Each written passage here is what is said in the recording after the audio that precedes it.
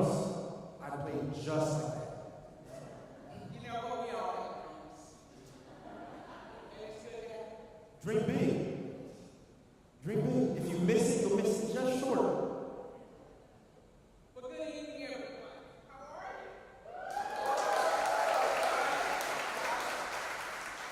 you? Y'all happy?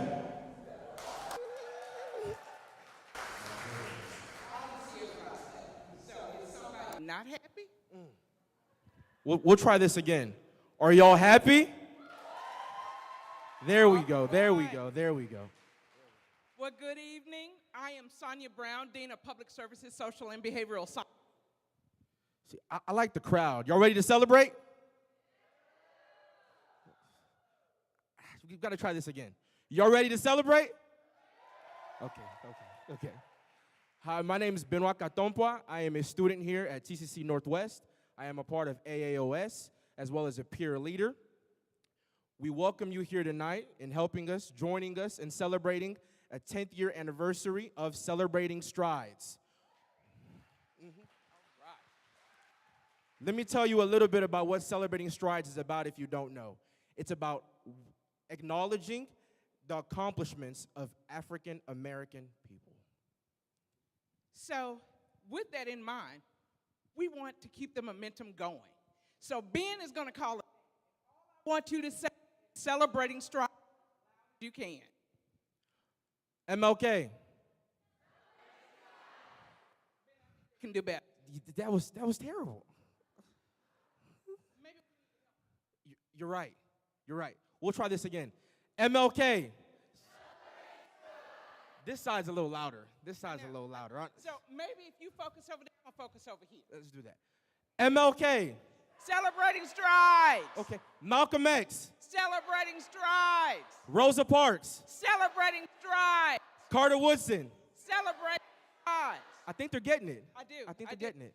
I was reading an article, and it was about Carter Woodson, and one of the things that really stood out to me is what he said, and believe me, I cannot quote it verbatim, but it was, if you do not record the accomplishments of your ancestors, then you will not mistakes and successes that they made. Because, when we talk about history, most people think, oh my God, with dead people all over again. But it's important that you know not only where you came from, but where you're going. And in order to know where you're going, what do you have to do? Know what happened before.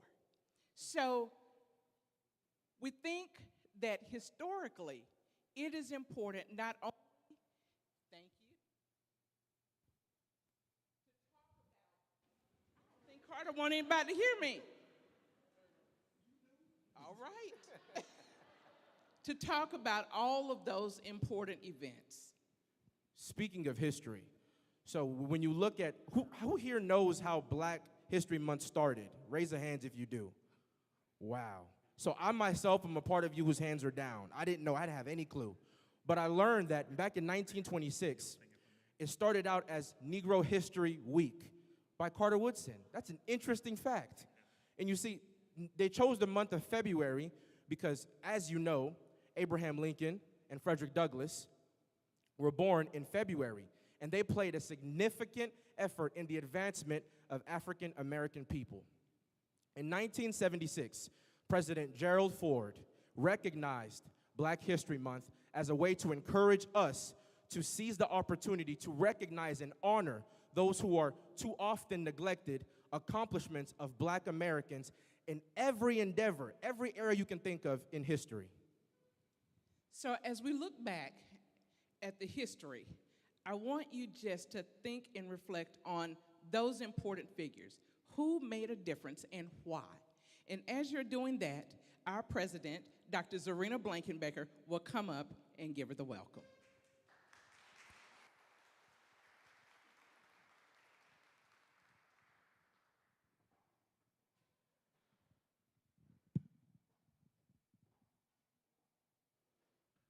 All right. Let's see if my mic works. Can you hear me?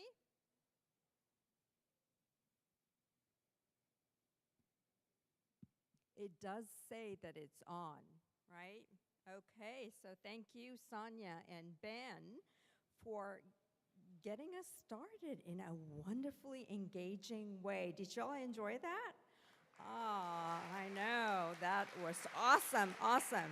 So I am delighted to welcome each of you to Celebrating Strides. So what are we welcoming you for today? Way to go. By now, we can do this, right? So the weather has been wonderful this week, and I am glad that you were able to convene this evening with one another.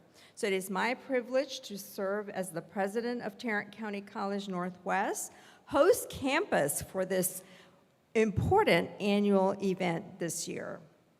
We have some notable guests with us this evening. Earlier, you saw among us eating dinner was Trustee Ayala, who's the president of our Board of Trustees.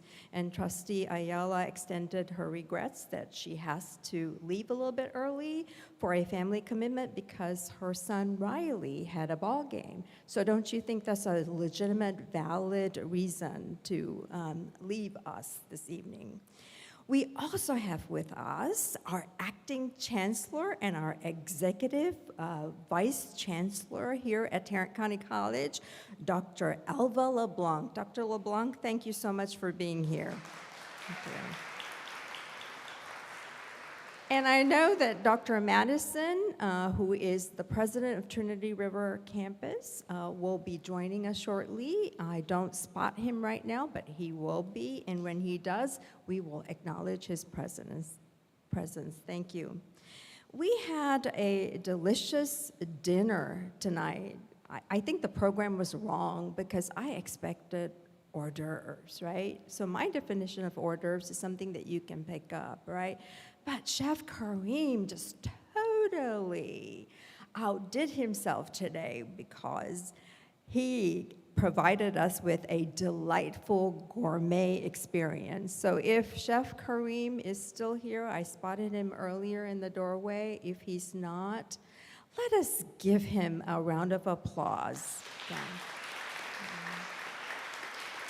We are so proud that he is a graduate of our TCC Culinary Arts program. Also, let us give a round of applause to local guitarist Quentin Moore, whom you enjoyed earlier in the lobby of our building. Quentin Moore. And then the Bandan Koro African Drum and Dance Group. Just give him a wonderful round of applause. I don't know about you, but the little few moments that I drummed, my hands are still feeling the experience of that, and they did that for over an hour. Well, kudos to them. And to our amazing MCs for this evening, Dr. Brown and Benoit, I think you have the potential to have another career. What do y'all think? Awesome. So on our program today, and I hope that you have a printed copy of that, we are featuring Lanaya Staggs, a TCC student who will sing, lift every voice and sing. We will also have a spoken word performance from Fort Worth motivational speaker and poet Mike Guillen, who's with us tonight. He will be followed by a performance from TCC student and member of the Mosaic Dance Project, Iana Washington. And our keynote this evening will be from Leah King, CEO of United Way of Fort Worth, and we'll be hearing from her later.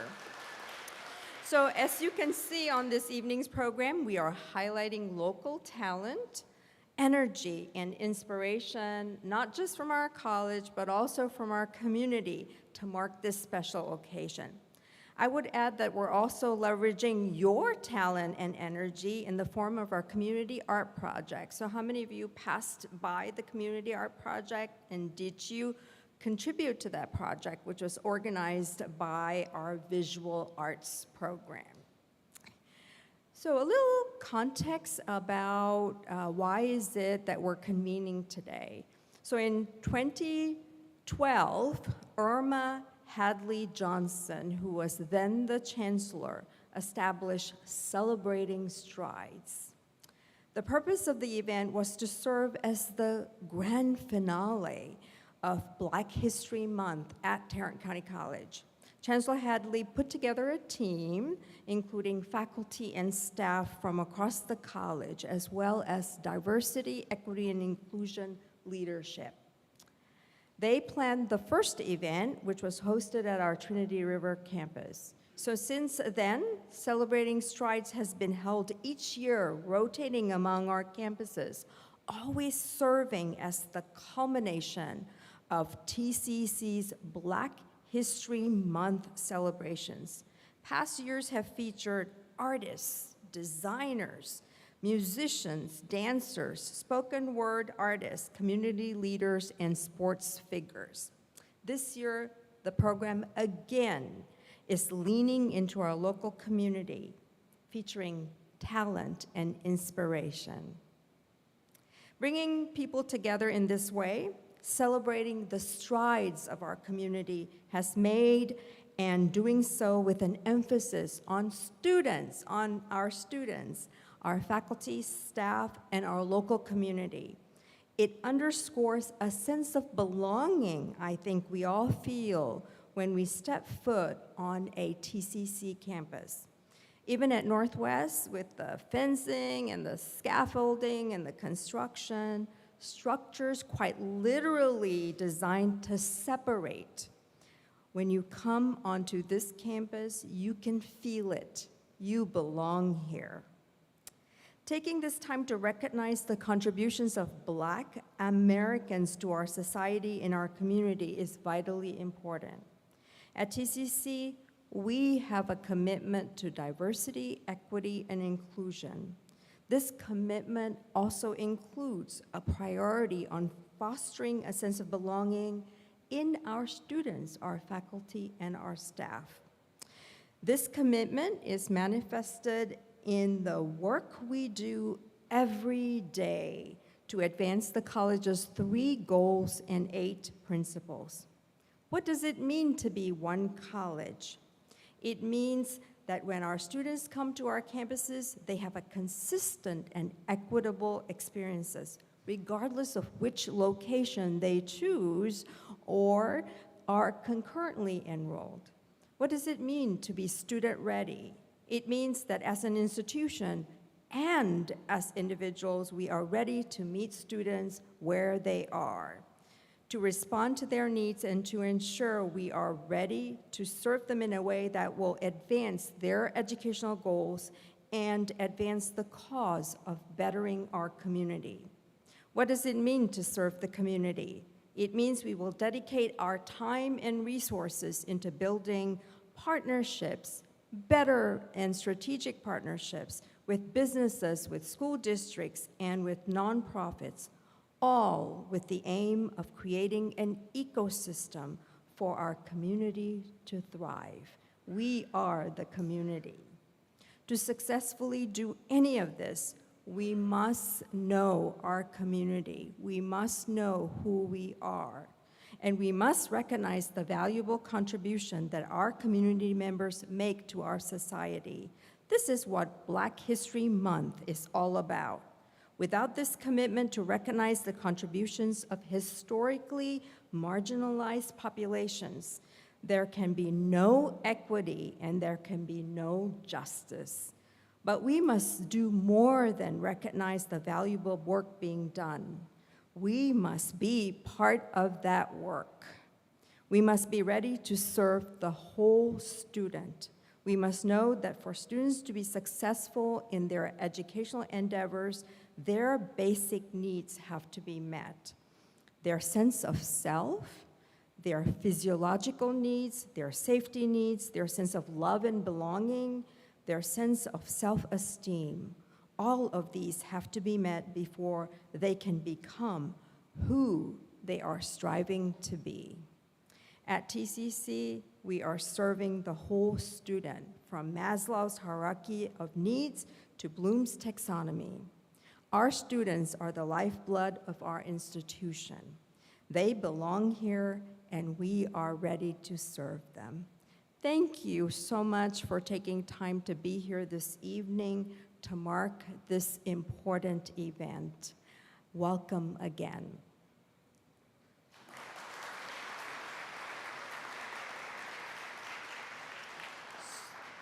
So I believe our MCs are going to come forward again.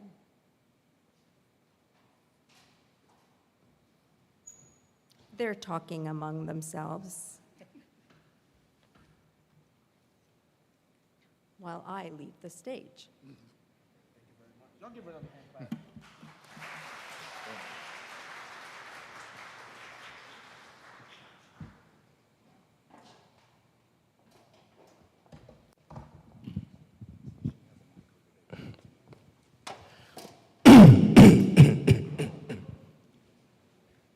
So, Dean Brown, what's next?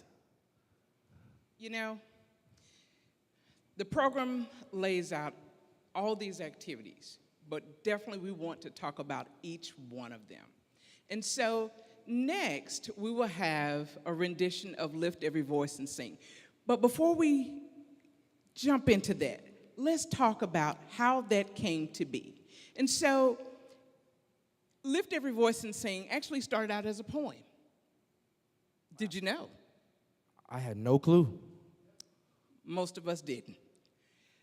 In 1920, James Wendell Johnson wrote a beautiful poem about the life and strides of African Americans, focusing on giving thanks. Thanks for where they are, thanks for where they were going, and thanks for where they wanted to be. They wanted to focus on that idea of freedom, that idea of liberty, and the idea of justice. And he put all of these words on paper, and then his brother set it to music.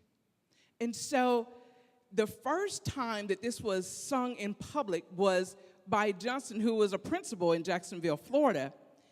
500 students. Can you imagine 500 people, beautiful young voices, singing this song, opening up the eyes of everyone as to the works of the people and the liberties and the idea of justice and freedom. Tonight, I want you to stand with me as we bring to the stage Lanaya Skaggs, as she gives her rendition of Lift Every Voice and Sing.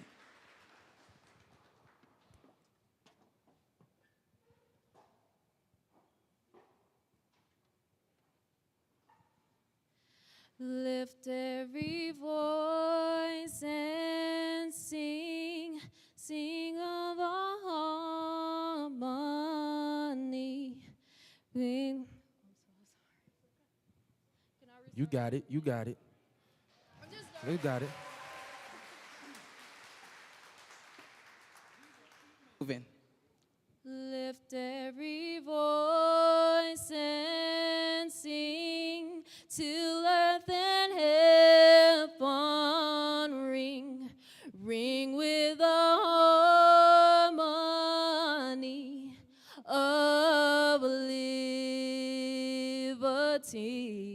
Sing with the haunting stars like rolling. Guide us, lead sound, light as the rolling sea. Sing a song full of the faith that the dark past has taught us. Sing a song full of the hope that the present has brought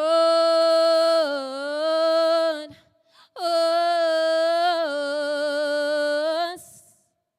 Chasing the rising sun of our new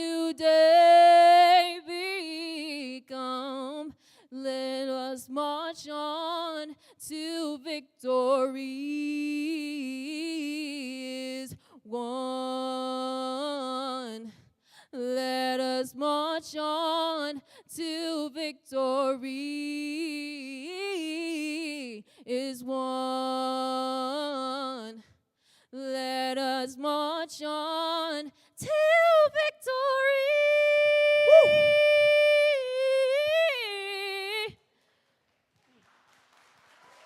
My.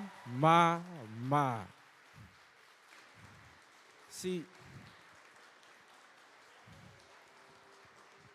you see, I'm the kind of person, the song sounds better after you mess up and you continue on. The victory isn't perfect. There's mistakes, there's trials, but you push through and you get through it. And she did just that. Wonderful singing. Wonderful singing. Now, the next artist we're bringing up is well-renowned and known for his works in literacy, work in social awareness, and youth empowerment. Please help me welcome, with the clapping of your hands, our next guest artist, Mike Gwen.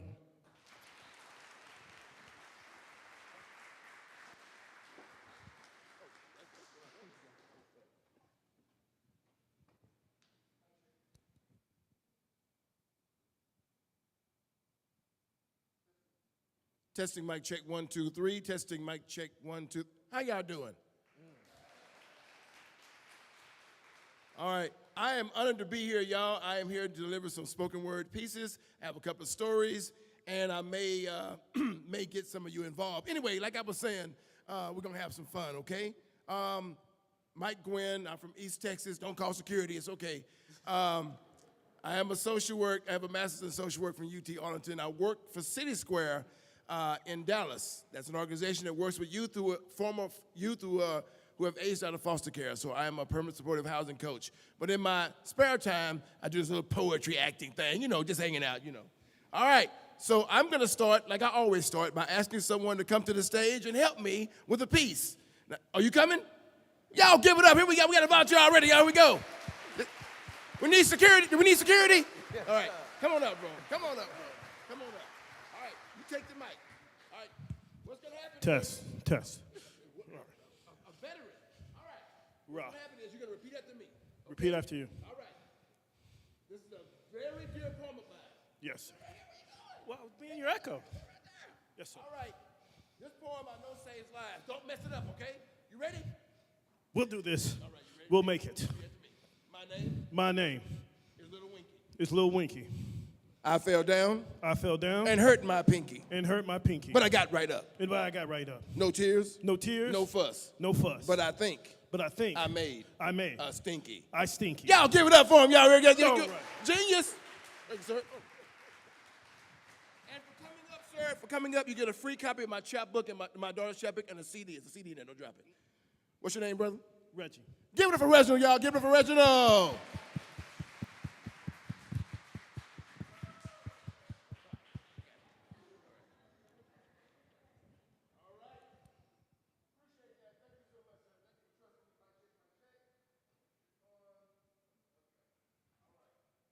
I'll start slow. I have a piece on my phone. Everything else is here. It's a pretty new piece. I want to start off with this piece because it's important to me to share this piece. A true story from my life. It's about my neighbor. Here it is. As I was moving into my new apartment, there she was. One hand on her walker, the other holding a leash attached to one of those little weenie dogs. And I could tell by the way that cigarette hung from her lips and that big, bold bumper sticker that my neighbor loved the former president. She was so ornery, y'all, always watching me, judging me, watching me. Those beady blue eyes followed my every move. We couldn't stand each other. And even though we obviously seemed to have our differences, our pets could care less about politics. Every day, my dog sat anxiously waiting for a little friend. And when she spotted her, the barking begins. Then what was once a battleground became common ground for my neighbor and I. And as we enjoyed the energy of two animals bonding, we started talking, about life, hopes, and dreams, casual COVID conversations.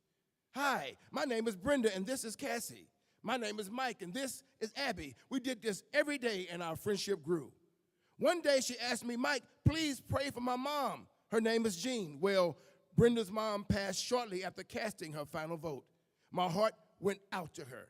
Still, our daily routine continued. And whenever I ran out of those doggy poo pickup bags, Brenda shared. Whenever she'd see someone we didn't know, I was right there.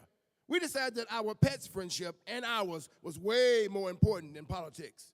God is a genius the way he brings people together at a time when they need each other the most. At first I thought, not another one of those Karens. But it turns out deep down inside, she was just so caring. And this is why I love my neighbor. Thank you.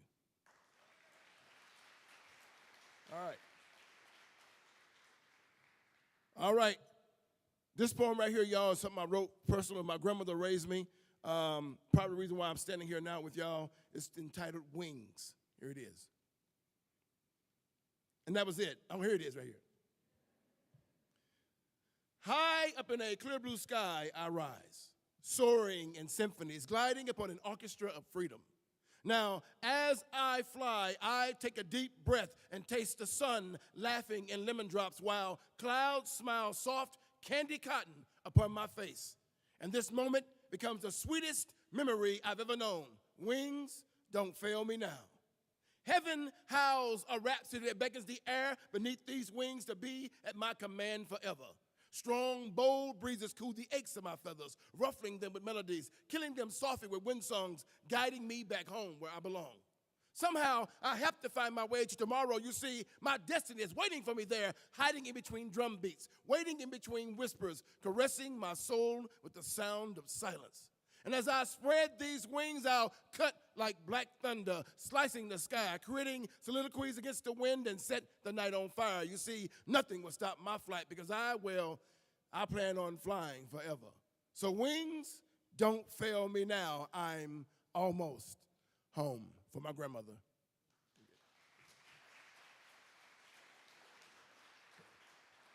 All right. A few more. I won't be long. They told me 20 minutes. I timed it at 17.3 seconds. There it is. All right. This is a personal story. Thank you. This is the black history of me.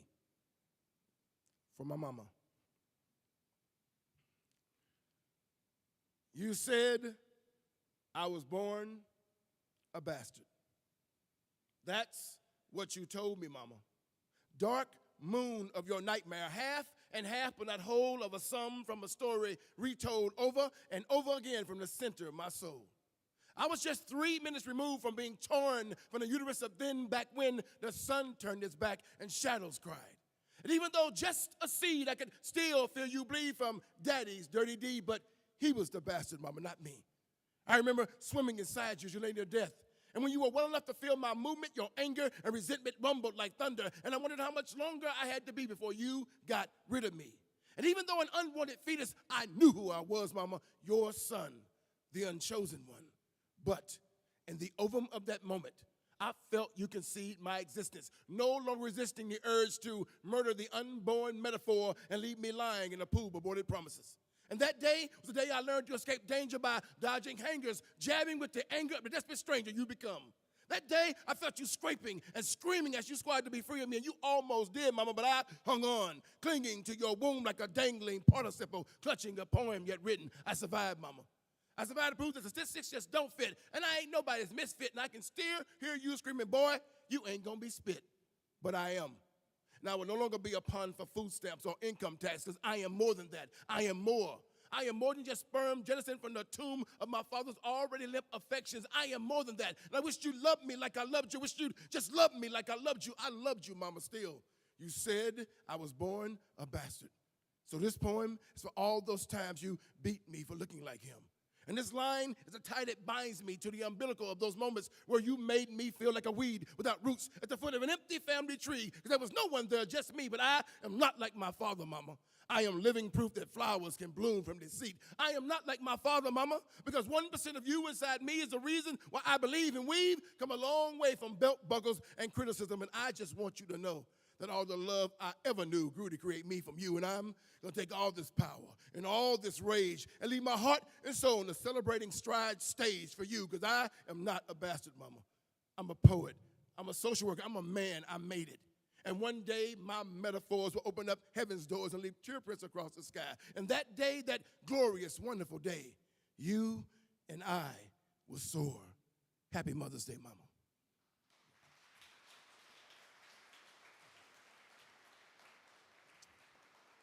Woo! I had to get it out of my system, y'all. I had to get it out of my system. I appreciate y'all being receptive to that. It's a very personal piece I wrote. Of course, Mom and I, we like this now, y'all. We good, right? We good. We good to go now. All right. That was like, I worked as a CPS investigator here in Fort Worth for about 6 years. And I came in from a real long day in the field, as you can probably imagine. I sat down at my desk and just put my head down and I started crying. When I lifted my head, I had a pen in my hand. And the very first thing I wrote was, what good is my master's degree if I can't be the master of me? And after that, that poem came next. December 21st, 1997. And since then, I've been on this path that he put me on to be in front of you right now. I met some wonderful people like Dr. Riley and some of the other wonderful people in this audience, and here we are. So I appreciate y'all receiving the poetry and the spoken word mixed together with the storytelling. I appreciate that. I got a couple of pieces that I'm gonna sit back and enjoy my food. The performances. I digress. All right. Here's the next piece. It's National Women's History Month, so I want to definitely also celebrate that as well with a piece called I'm Sorry. Every time I see you, I hear the melody of raindrops and realize that you're crying inside. And someday I'll write a poem that wins the Nobel Peace Prize for the peace I couldn't find in your eyes. You be that poet, writer, soul survivor, and your misery cuts through me truly, taking me back to that moment in your story where you first lost your glory. And I can only imagine how it must feel to have wings and not be able to fly. That has to be the most painful feeling any woman could bear. Well, I've never known that feeling. I never felt the sting of words without wings become dirty, pretty things. And I never screamed at the top of my lungs and had no one hear my cry. I never known what that was like, ladies. I never known. And even though I've never been where you are, I can still feel the scar on your spirit. Because when you speak, I hear it.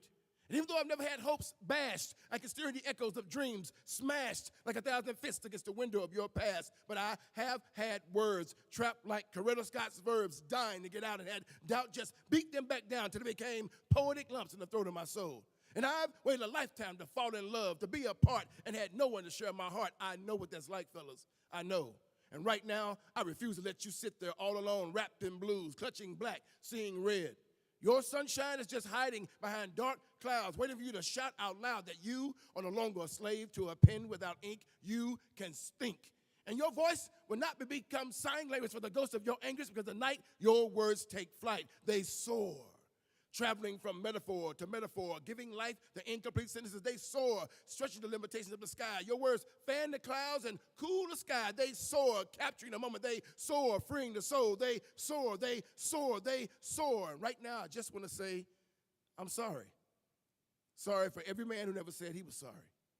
Sorry for all those times your heart was left tangled in the curve of a smile as crooked as his shifty grin. To me, that is the greatest sin. And I want you to know that the prize behind your eyes can never match the beauty inside, because you are beautiful. And I promise, never disrespect you with this, or this. Just protect you with this, and this. I know you may not believe me tonight. I know. But I'll take that chance to say, ladies, please forgive us. We're sorry. Thank you.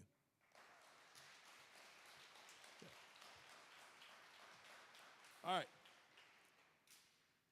A couple of short poems, y'all. And again, I'm not going to take up too much time. I'm on all social media. I might well go ahead and say that. If you want to know more about me, see my agent, Dr. Rod. Just come see me right there, y'all. All right, there it is. All right. Man, I started my spoken word career with Dr. Riley, by the way. I was a guest on her radio show many, many years ago. I don't think I even had got on the stage yet, so thank you for doing that. Here we are. So I appreciate you. All right. All right. So I wrote a love poem, kind of a love poem. It's a wedding proposal. So I'm hoping it works, because I do have someone in mind, and I was going to share this on Valentine's, but too soon.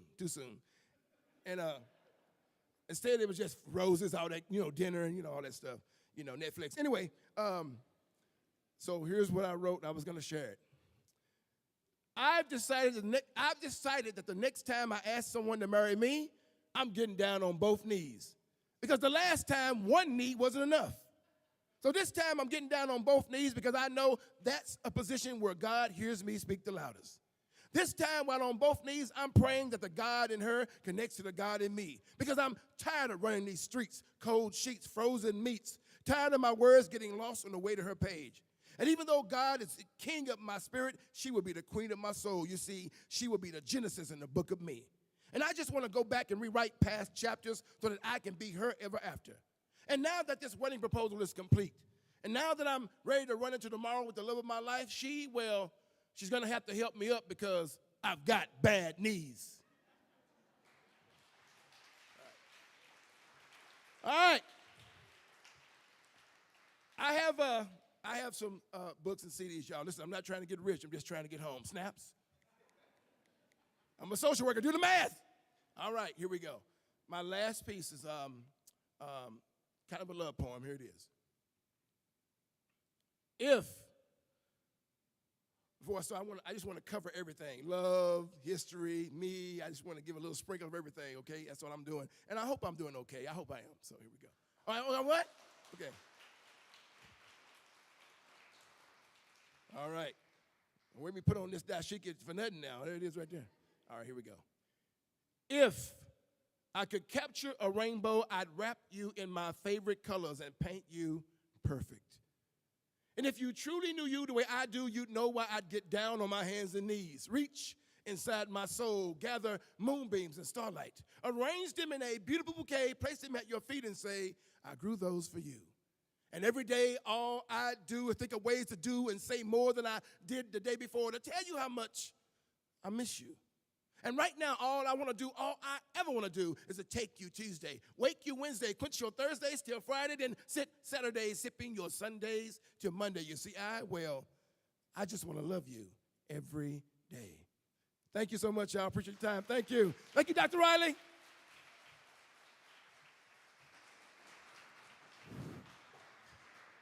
All right, let's give him another hand.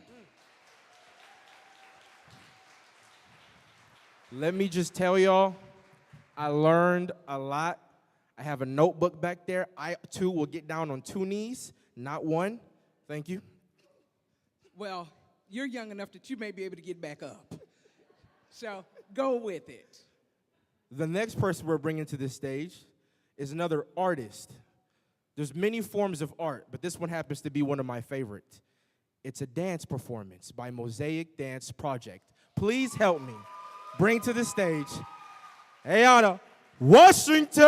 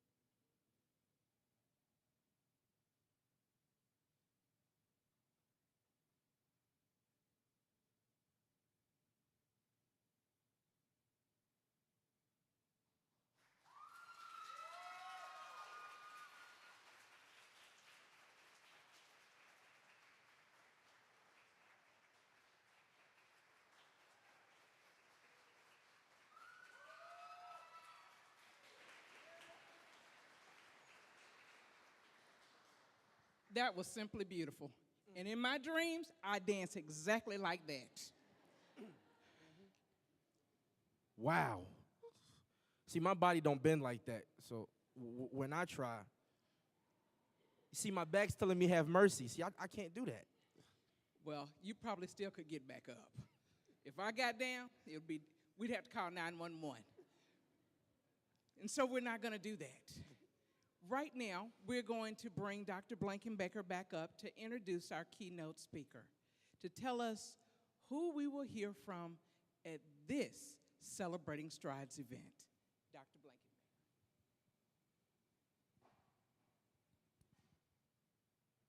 So Dean Brown, you're not the only one that can't go on two knees or one knee or dance like that.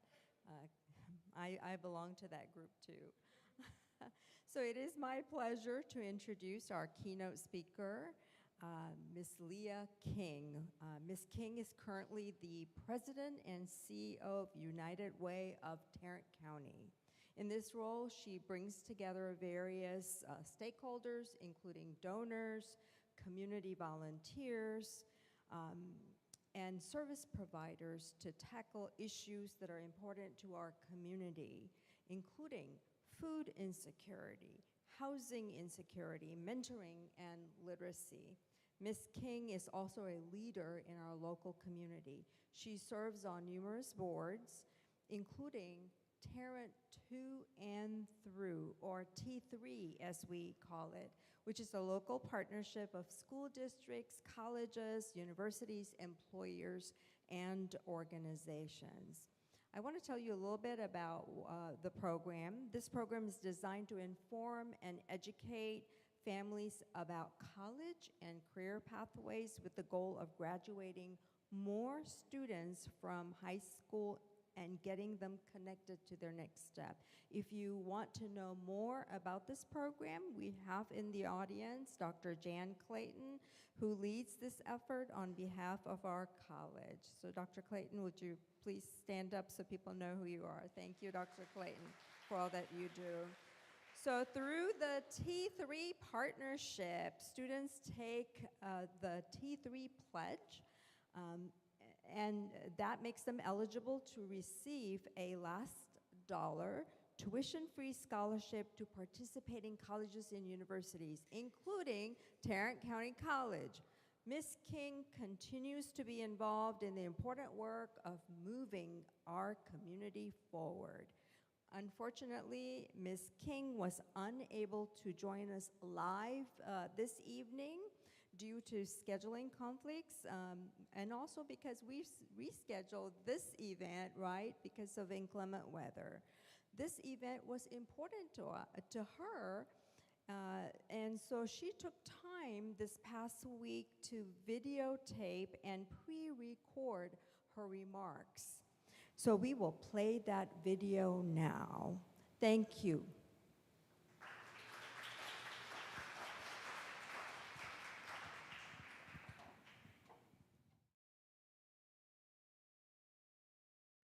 Good afternoon.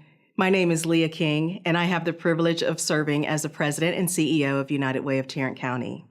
I am so honored to be here today, and although it's not the exact format we had in mind, please let me tell you how much I appreciate the opportunity to be in front of each and every one of you. Let me offer my thanks to Dr. Blankenbaker, Alicia Coleman, Carter Bedford, and Kat Stevens for their invitation and the support leading up to today. And while I'm at it, thanks to each of you. Each and every one of you is participating in today's event, and I know you've had a number of events throughout the month. You're celebrating culture, celebrating strides made over the course of centuries. I personally am definitely a beneficiary of the deep investments and sacrifices made by so many people that came before me. The recent local elections reminds me of watching my grandmother, with whom I lived when I was in high school, go to the polls. She was always one of the first in line. Of course, she didn't even have the right to vote until she was nearly 40 years old. 40 years old. Think about that. The sad thing is that in many elections, especially those at the local level, less than 10% of eligible voters even cast a ballot. I hope each of you are counted in those numbers, and actively participate in this incredibly important civic process.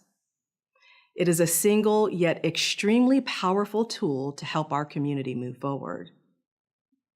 In preparing for our conversation, I thought long and hard about what experiences shaped me personally and professionally, what impact cultural experiences had upon me, and how they helped to shape me into the person I am today.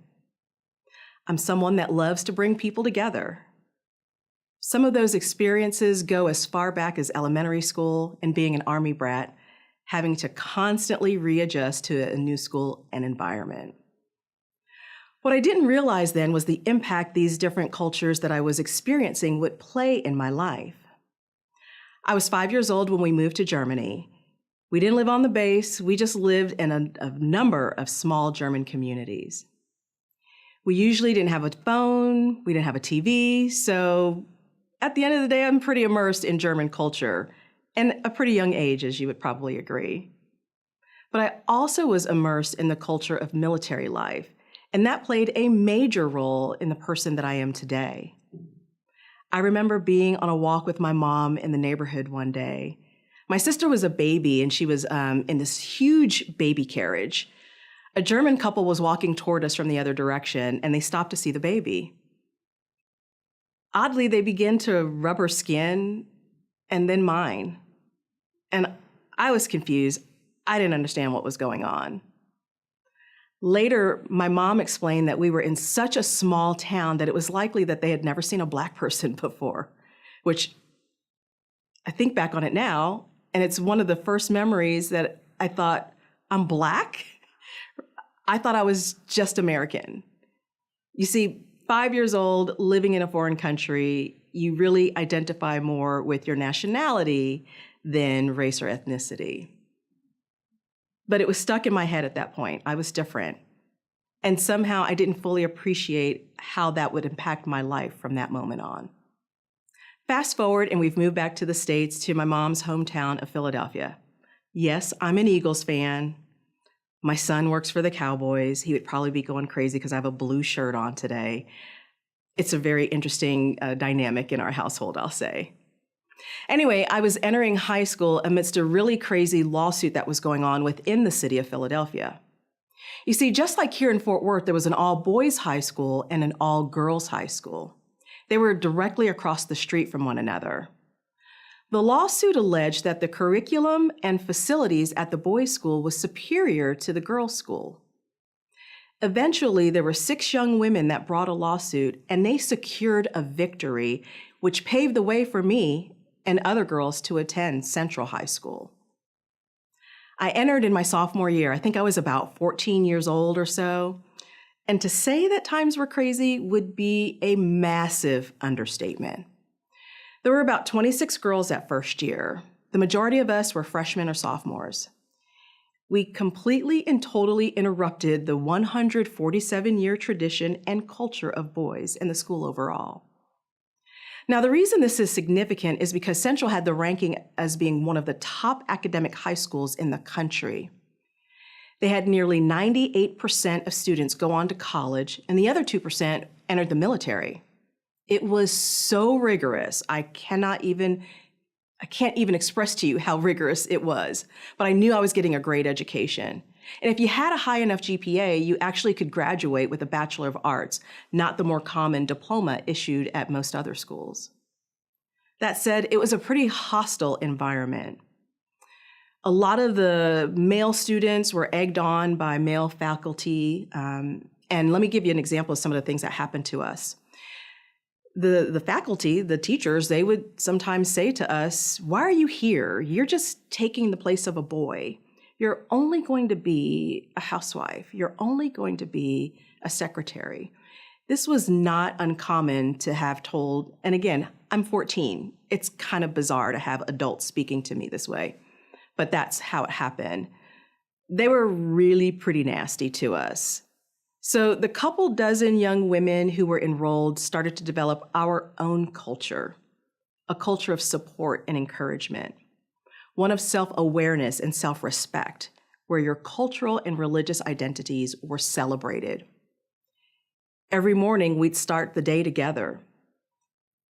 you wouldn't believe, but in that entire high school, they only gave us one bathroom.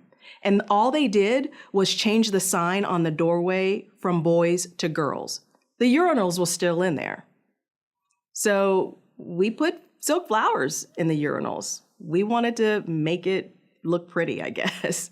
But we would use that time in the morning to pep each other up, because you could really go the whole day without seeing another girl since there were only 26 of us. One thing I knew, no matter how long and how difficult the day was, we, girls, we were unified. We needed each other. We pushed each other to succeed because we knew there were so many people waiting for us to fail. The experience taught me perseverance, tenacity. It contributed to my hard-headedness in a lot of ways, and really always being willing to act in an emergency persona. It pushed me to become a leader. And a combination of phases of leadership development really started to emerge from my time just in high school. And what we did and what I do to this day is always try to come back to support and ask how we can help elevate each other through different life cycles. This experience is more foundational in that I learned to lean on myself, trust my own judgment, and really speak up for myself, which is something that after moving around at that point probably 20 times, you try just to sink away and blend in. But I was so insulted by these instructors, people who were there to actually build me up, were trying to tear me down because I wanted an education. So I was determined I was going to fight for my place in that institution. I was in a place that I knew I wasn't wanted, and in many eyes, where I wasn't supposed to be. And this is really where the conversation about culture and cultural identity really began to be something that I was more intentional about. Knowing myself, appreciating all of the different experiences that I had the good fortune to have, and incorporating all of them in my day-to-day life became my mantra. The reason I share that with you today is because outside of being a Black female, the other lived experiences that I've had aren't necessarily obvious to others when we meet. Like when you see me, the only thing that you know for sure is that I'm a Black female. But people don't often even define cultural identity with those other elements that I included. Being an Army brat, living overseas, living directly within a German community and not amongst other Americans. But I do. So now I want to share with you a little bit more about where my career began with Radio Shack Corporation. It's ironic to be in this building today where I'm filming this because I actually worked in this building when Radio Shack built it.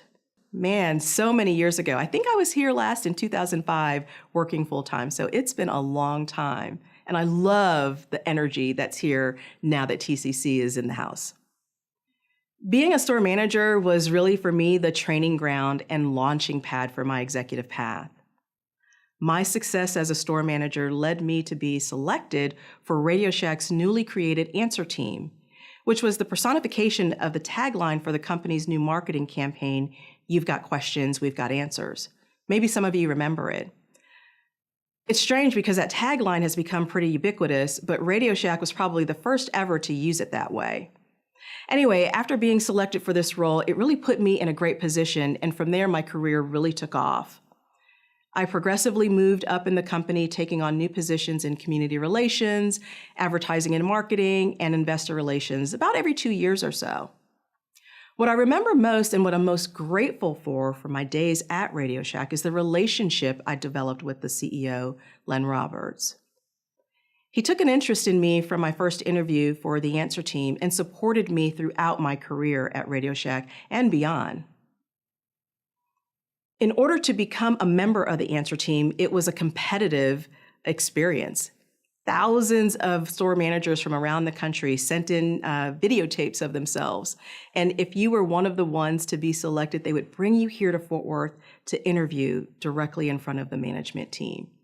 It was crazy intimidating. I'd never seen anything like that. I think I was about 23 years old or so.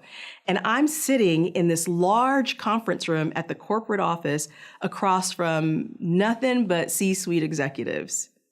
It was a pretty vigorous interview, and it was a conversation that felt like they were all firing and peppering me with questions at the same time. One of those people in that interview was Len Roberts, the CEO.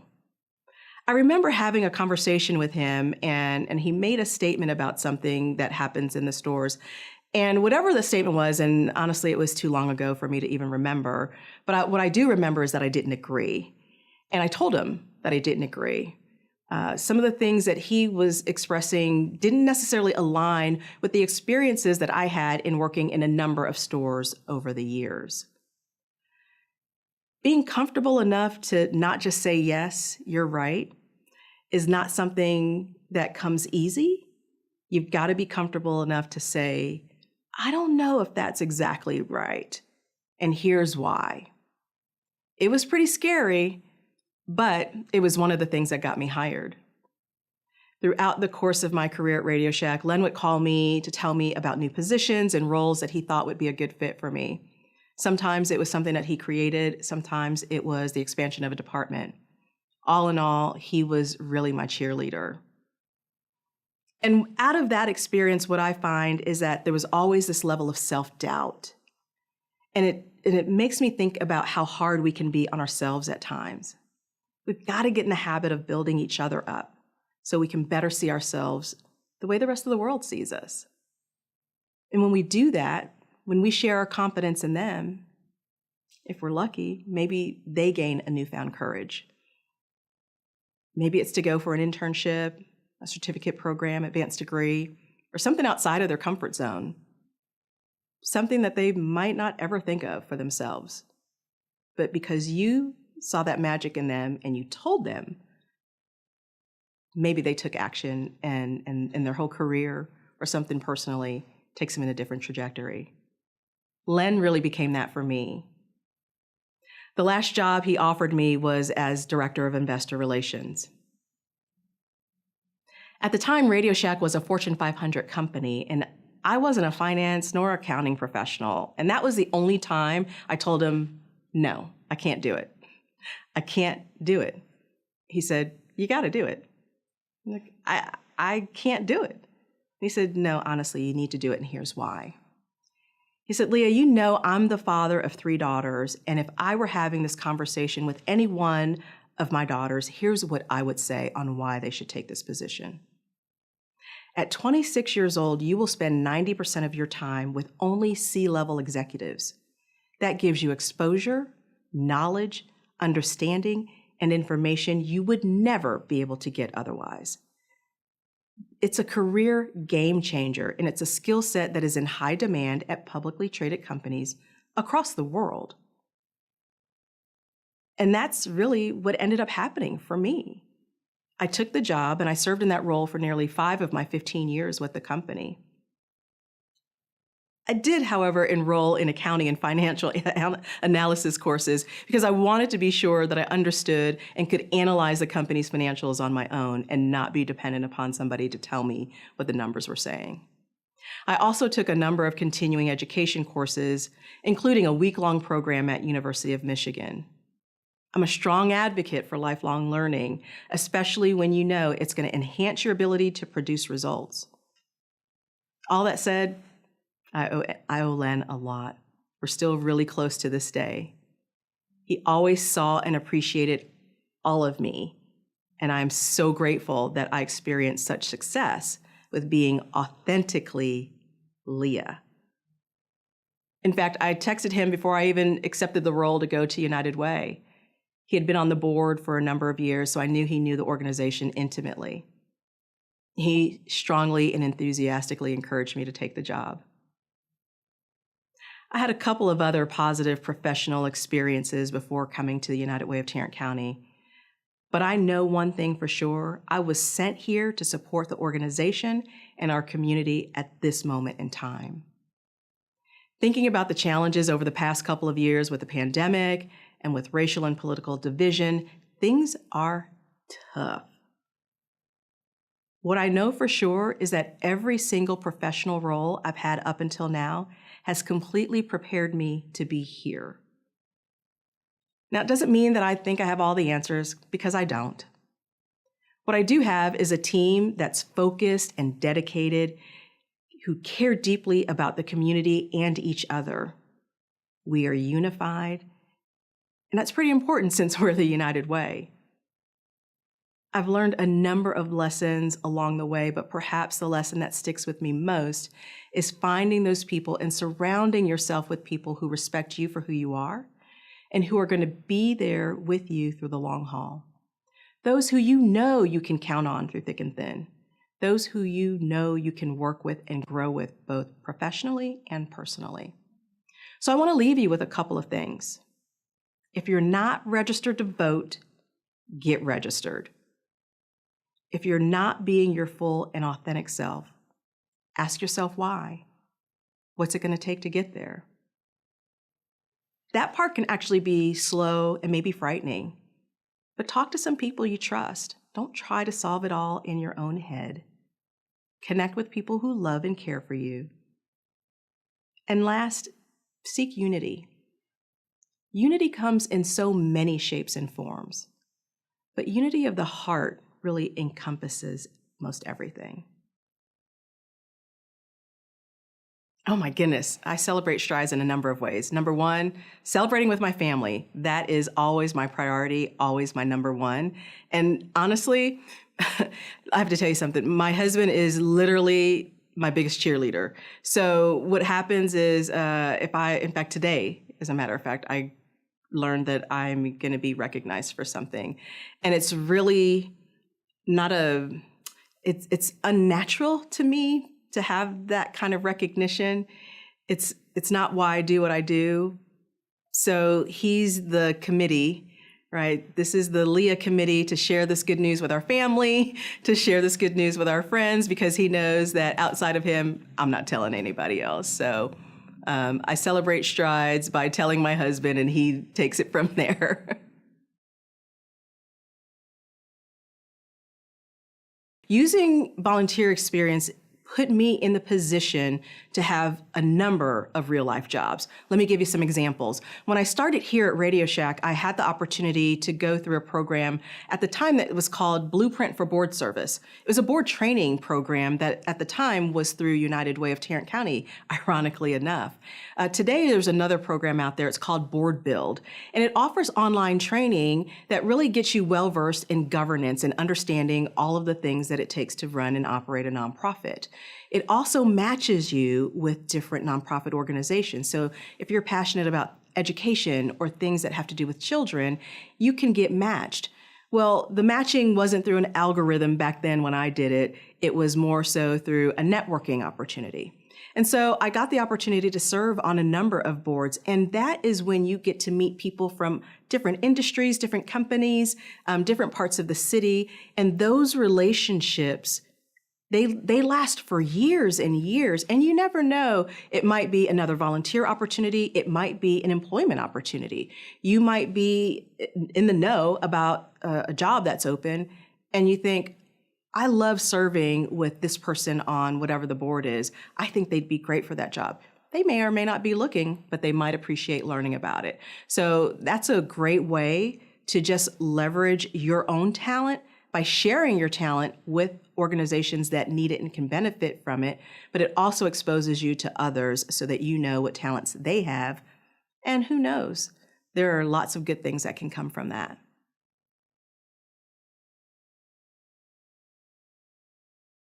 So if a student wants to have a career in the nonprofit sector, I would encourage them to do a few things. Start today volunteering. Identify which organizations really tug at your heartstrings and get involved. Go to networking events that they might host, informational sessions that they might host. That's going to give you exposure to the organization. It's not just about the mission, though. You also need to see how the organization is managed.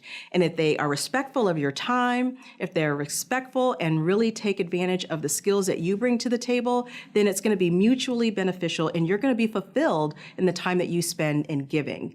But if you find that it's a little clunky, and I've had experiences both ways. I've had some positive experiences on boards. I've had some negative experiences on boards. Don't do what I did. And if you have a negative experience, don't just stick it out because you said, my term's 3 years. Your time's valuable. And if you don't feel like you're getting what you need out of it, you should go and leave that seat for somebody else and find something that really does give you that fulfillment. So that's what I would do to say how to get involved. First, start with volunteering, because that'll give you a lot of insight into an organization. So let me tell you exactly what I would tell my college-age self. Don't give up. Stick through it. You can do it. Unlike you, I did quit. I did not graduate from college. I do not have a 4-year degree. I have a lot of college credits, but I didn't have the benefit of walking across a stage and receiving a degree. And so there are times, I'm mostly past it, but there were times throughout my life that I regretted that. And what it does is it makes you work harder, because even though you may have the talent and the skills to be able to do a particular job, oftentimes you won't even be considered. Now that's changing a little bit in today's day and age, and there's certainly a number of other opportunities that don't necessarily require a 4-year degree. But I was fortunate that I had Len and other people that could see something in me and didn't let that hold me back. But I would tell myself, find a way. Don't give up. If you are struggling, find a counselor, find another student, find a professor, have conversations. There are a number of tools and resources to help you find money, to help you find childcare, whatever that hindrance or barrier might be. But don't give up. Thanks for having me today. I wish I was there in person with you, but I truly appreciate the opportunity to share some words and reflection with all of you. Have a good day.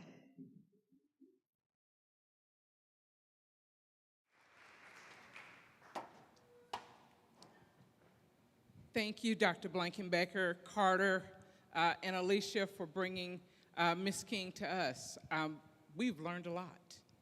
And I can honestly say that some of the things that she said resonated with me, and I will take forward. So hopefully you found the same thing. So as we move forward, as we're always looking forward, but it's always good to look back. And so I want you to take this time and walk down memory lane with me as we look at Celebrating Strides that will be accompanied by Marisol Rodriguez, our flautist.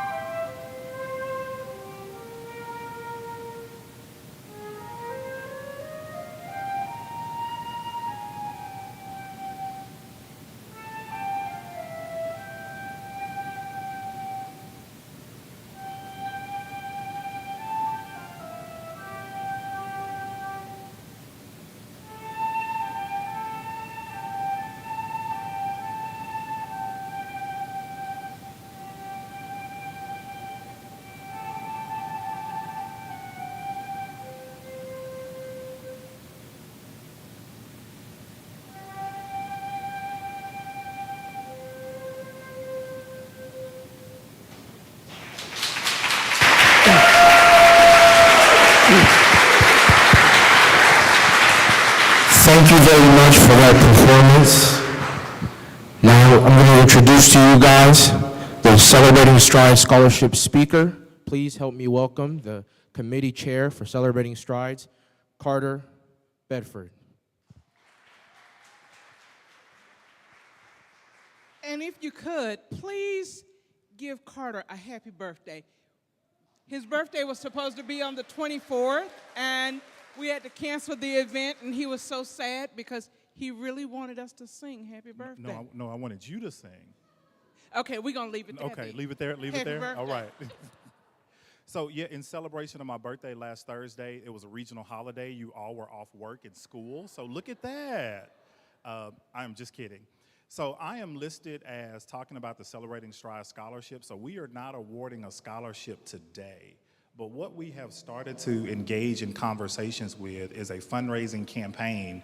So in the future, we can offer scholarships to students at this event. And so for some of you who are familiar with our Hispanic Heritage Celebration, Abrazando al Éxito, you know we offer several scholarships throughout the course of that event. We have not had that success at Strides, not because we haven't tried, because we haven't, but because we never thought about it. And so we have a team of folks who have met with our foundation, and our goal is next year, 2023, we would be able to offer scholarships here at the Celebrating Strides event. Just a component that as we think about as a college that we're missing. So all of you signed in and registered, correct? Nods. Wonderful. More information will be coming directly to you about how you can contribute to that endeavor that we will be having.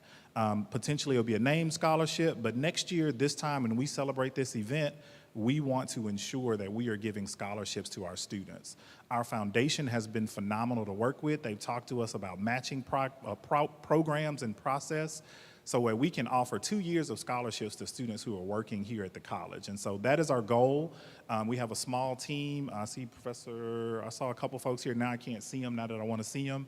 But we met this morning with the foundation. We will continue those conversations so that we can bring that forward. Before I move back to our MCs and we do our closing, I just want to say it was a pleasure to work on this team. I am not the chair, even though Rachel put that on there. We are a team of chairs. Thank you, Northwest. Our Northwest Student Activities team has been phenomenal to work with throughout the course of this process.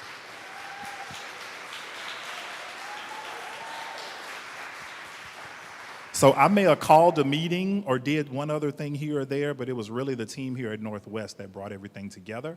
And so I want to say thank you to each of them. I see Vesta, I see Rachel, I see Kat, I saw Alicia over here, and there were others on our team who were instrumental in us making this event possible. So mark it down. February 2023, we will be handing out our first Celebrating Strides scholarships, and I want you to look for more information coming very soon. So thank you so much for being here, and I'm going to turn it back over to our MCs.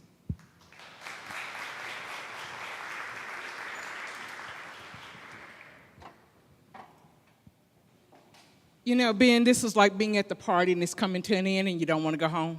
Mm-hmm. But everybody's looking at you and they start turning off the lights because you need to leave. Well, that's the point we're at now. And so we would like to thank you for helping us bring a great program all the way up to an exceptional program. So I'm going to say it one more time. I want you to say Celebrating Strides with me. 1, 2, 3. It was all right. 3 out of 10. 3 out of 10, okay. Go. We'll try this again. Just one more time. 1, 2, 3. Wow, oh, thank you. So I want to leave you guys with something for me. We talked about a lot of great people. You know, we mentioned and we heard from a great person. So I'm going to speak about a great person in my life. It's the greatest man that I know, my dad. He's not able to be here tonight because he has work early in the morning, but when you have a father like I do, who's constantly giving you advice about how to be somebody for tomorrow, you pick up on certain things and you use it for the rest of your life. One of my dad's quotes that he always tells me is, son, the footsteps that I left yesterday that didn't work for me, use those as lessons to help you. So you look back at different people in your life. They walked a certain path. Where they made a mistake, a wise person sees that and walks around it, not walking thinking it's going to be something different. But because look at insanity. Insanity is doing the same thing over and over again, expecting a different outcome. So let's take lessons on those before us and the things that they've done great. Let's mimic and do the same thing to further advance the African culture, not only just the African American culture, but the people as a whole.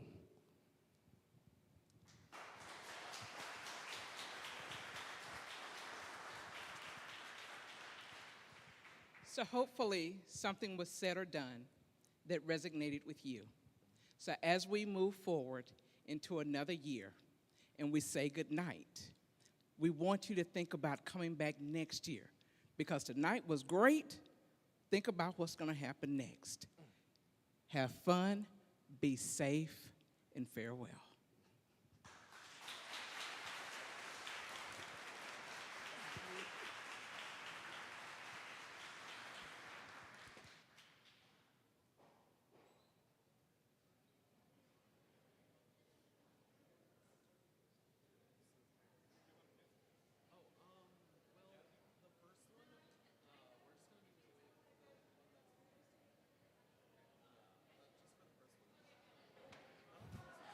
Feel free, if you're hungry or you want a little snack, to get some cookies and waters over here near the door.